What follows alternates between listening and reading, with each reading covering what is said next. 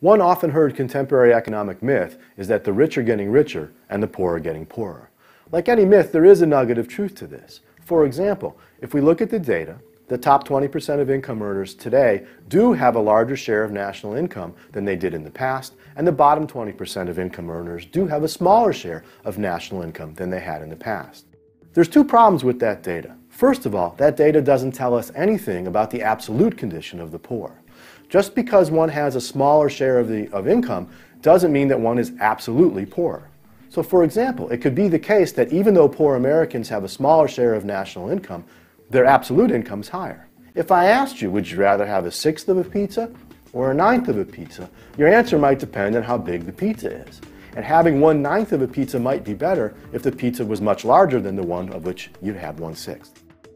The real income of poor Americans today is higher than it used to be, even though their share of total income is somewhat lower. But all this misses the more fundamental point. The bigger problem is that data is snapshot data that compares wealthy people in one year with wealthy people in years before, poor people in one year, poor people years before. What it doesn't take into account is the movement in individual households through time. If we could track individual households, we might be able to know what happens to poor people in, say, 5 years or 10 years or 15 years. And in fact, we do have that data. One set of data shows that between 1979 and 1988, 86% of households that were poor in 1979 were no longer poor in 1988.